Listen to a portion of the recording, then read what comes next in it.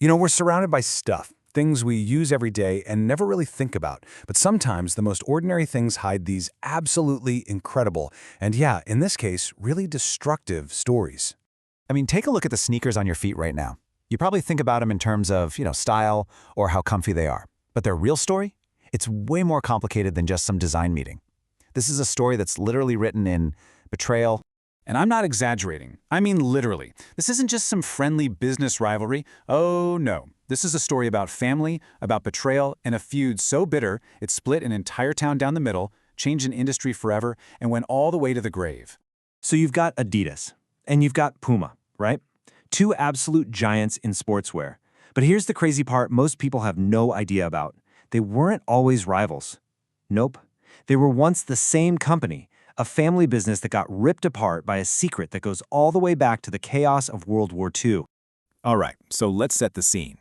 Our story kicks off in this small Bavarian town called Herzogenaurach, and it's all about two brothers, Adolf and Rudolf Dassler.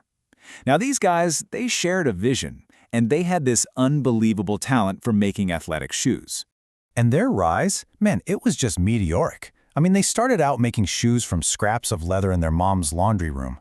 A few years later, they're convincing the American sprinter Jesse Owens to wear their spikes at the 1936 Berlin Olympics. And when Owens wins 4 gold medals in their shoes, the Dassler brothers' shoe factory became this huge international sensation. Sales just went through the roof. They were, for sure, on top of the world. But then, everything changed. The world went to war. And that global conflict, it lit a fire between these two brothers that, well, it would just never, ever be put out. Here's the thing. Nobody knows the exact moment it all went wrong. There wasn't one single event that you can point to and say, that's it, that's what did it. Historians, even the family, they all have their theories, but the real reason for their feud? It's still a total mystery, kind of lost in the fog of war. It was probably just a perfect storm of bad blood. Some people blame the constant fighting between their wives, who, get this, were forced to live together in the same house and apparently hated each other. Others point to something way darker. The theory that Rudolf, after getting thrown in prison by the Allies, became convinced that his own brother, Adi, had snitched on him. Or maybe it was just two massive egos that couldn't fit in the same company anymore. So by 1948, that was it. The split was final. They divided everything, right down the middle. Adi stayed where he was, kept the original factory, and about 2/3 of the employees. And he named his new company after his nickname, Adidas. Rudolf, he took the rest of the staff, packed up, crossed the Arak River, and started his own company, which would eventually become Puma. The battle lines were officially drawn. And this wasn't just a family feud. Oh no, their war infected the entire town. It actually got a nickname, the Town of Bent Necks. Why? Because people would literally look down at your shoes to see what you were wearing before they'd even talk to you. Were you an Adidas person or a Puma person? Bakeries, bars, even the local soccer teams, everything was fiercely divided. It's wild. So for decades, this rivalry just simmered. They were constantly suing each other, stealing each other's athletes. I mean, they fought over every single inch of the market. But then came 1970, and that's when their private war exploded into this really infamous and very public climax. Believe it or not, they actually did try to call a truce. Once. As the 1970 World Cup was getting closer, the two brothers made what you'd call a gentleman's agreement. It became known as the Pele Pact. And the terms were pretty simple.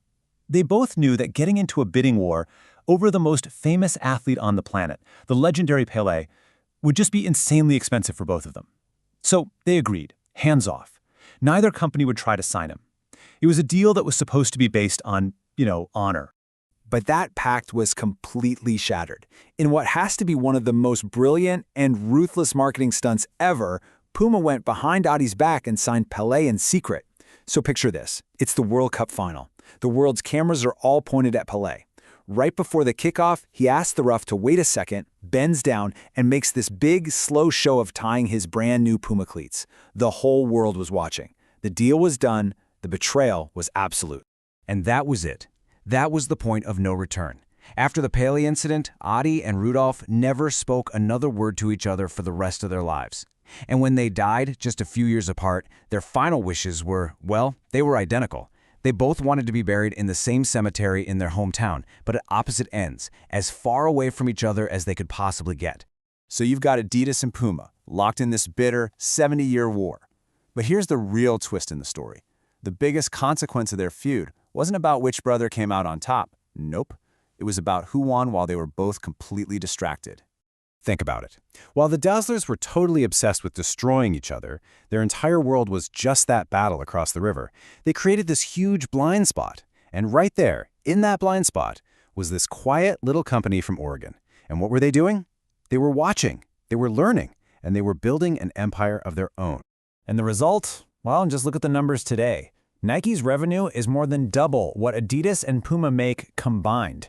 While these two brothers were busy fighting over one little town in Germany, Nike went out and conquered the entire world. Their obsession with each other made them completely blind to the real threat. Look, let's be clear. Adi and Rudolf Dassler were geniuses. They built two global empires from absolutely nothing. But their 70-year war, their complete inability to forgive, it created the perfect opening for someone else to just swoop in and grab the crown that both of them were so desperately fighting for. It's just the ultimate irony, isn't it? They spent their entire lives trying to one-up each other. And in the end, by doing that, they might have accidentally created their greatest shared legacy. And that's the absolute dominance of the one company that ended up beating them both.